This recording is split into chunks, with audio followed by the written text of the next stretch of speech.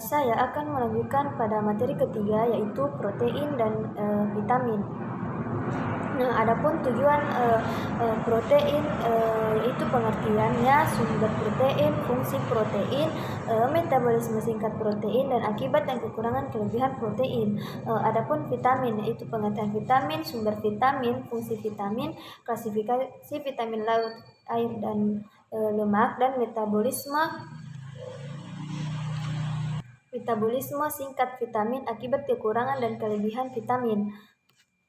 Nah, adapun pengertian protein. Protein adalah senyawa yang paling banyak mengandung hidrogen pada asupan tubuh dan protein terbentuk saat asam L-amino berpolimerinasi melalui formasi ikatan peptida. Adapun fungsi protein yaitu dapat diperlukan untuk pertumbuhan, perawatan, dan perbaikan jaringan tubuh.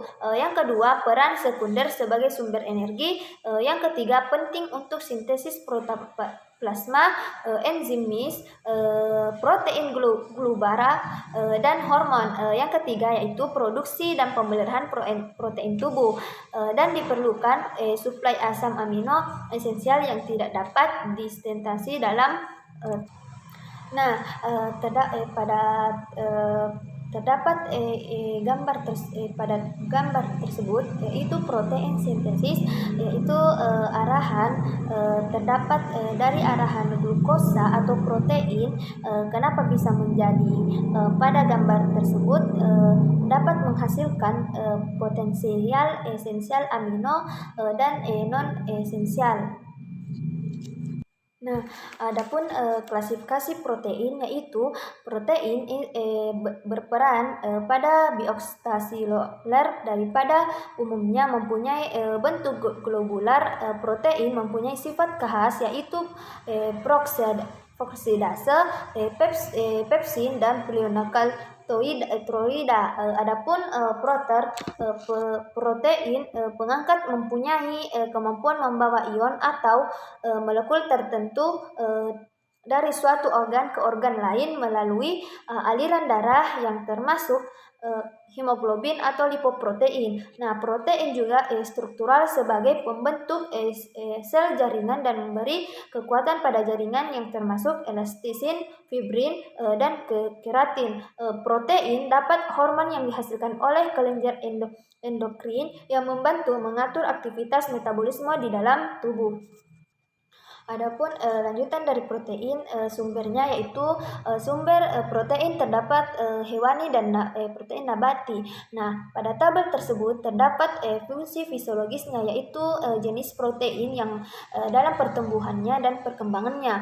Nah, jenis protein lengkap pada pertumbuhannya yaitu positif dan perkembangannya positif, sedangkan setengah lengkap pertumbuhannya negatif dan perkembangannya positif, dan tidak lengkap pertumbuhannya yaitu negatif dan perkembangannya negatif.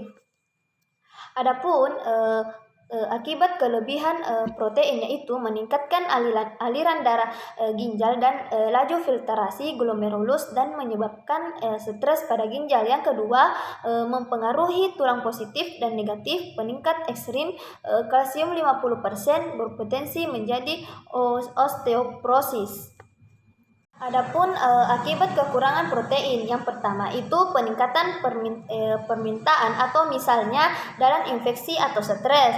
Yang kedua, peningkatan kerugian misalnya dengan peredaran darah, luka bakar atau diare. Yang ketiga itu kegagalan sistem konspirasi misalnya dengan penurunan jumlah penyisihan urea di usus besar.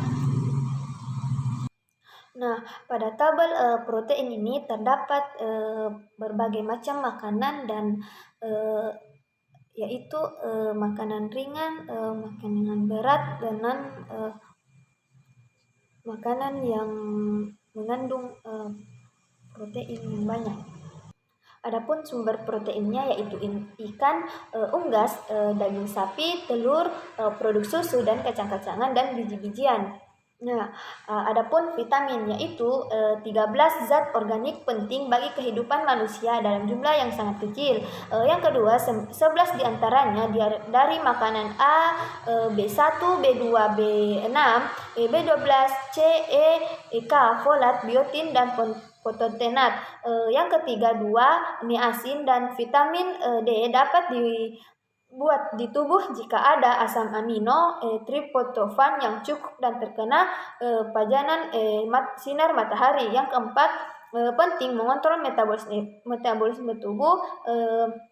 Yang kelima, dikelompokkan menurut kelarutan larut lemak kan larut air. Nah, adapun fungsi dari vitamin C, A, D tersebut.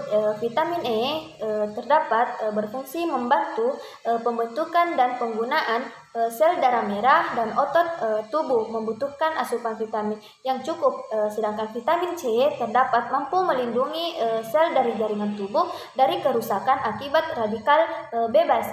Nah, vitamin A terdapat untuk mendukung perkembangan penglihatan janin, dan vitamin D terdapat untuk membantu pertumbuhan tulang dan gigi jari.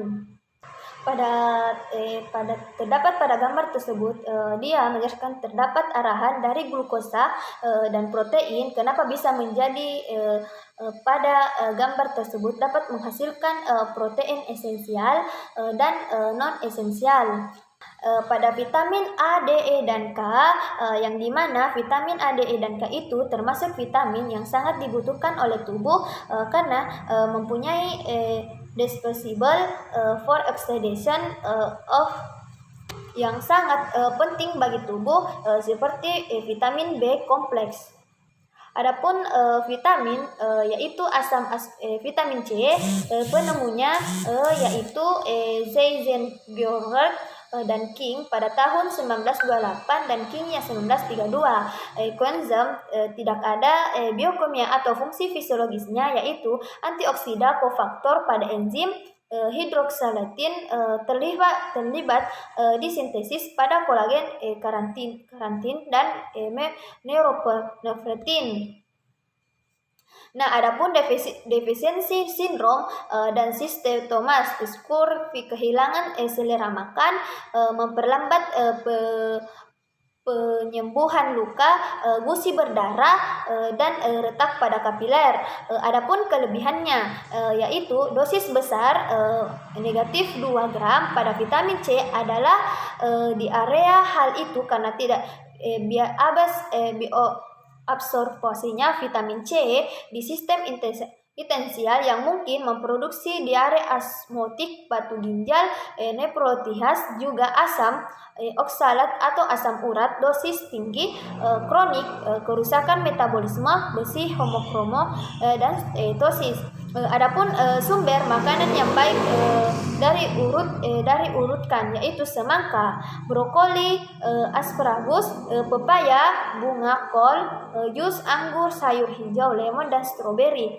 AKG-nya yaitu terdapat 16-80 tahun laki-laki, 90 mg perempuan, dan 70 mg ibu hamil dan trimit 1, 2 dan 3 plus 10 mg busul dan busul 6 dan bulan 6 bulan kedua plus 25 mg. Nah, adapun vitamin B1 yaitu penemuannya Casimir Fung pada tahun 1912. Koenzimnya yaitu atau TDP dan TPP. Biokimia atau fisiologisnya yaitu detraboksil asal oksidatif pada asam A-keto dan 2-keto gula. Defisiensi sindrom atau simptomasnya beri-beri, lemah otot, anoreksia, etikardia, memperbesar hati, dan edema. Kelebihannya yaitu telah menyebabkan reaksi manusia menyerupai shock anafilaks. Ini biasanya berkembang hanya pada individu yang lain. Diberikan beberapa suntikan intravena besar dan mungkin terkait dengan pengembangan hipersensitivitas untuk tahanan. Adapun sumber makanan yang baik diurutkan itu ragi, daging, babi, biji bunga, matahari, dan polong-polongan. Adapun AKG-nya yaitu laki-laki 16 sampai 18 tahun, 1, mg perempuan 49 tahun 1,9 mg plus 0,3 untuk bumil dan busui. Nah, adapun pertanyaan dari materi protein dan vitamin. Yang pertama yaitu pertanyaan dari Faika, yaitu apakah protein sebagai zat pembangun? Karena sebagai penghasil energi dalam tubuh juga memiliki fungsi utama sebagai zat pembangun dan pengatur. Nah, pertanyaan kedua yaitu saudara Hawan, yaitu apakah protein sebagai cadangan makanan?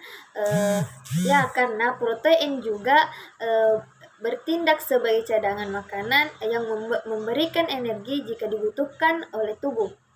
Nah, pertanyaan ketiga dari saudara Yuli, yaitu kenapa butuh vitamin? Itu karena vitamin adalah nutrisi tubuh yang diperlukan bagian untuk bisa menjaga kinerja tubuh.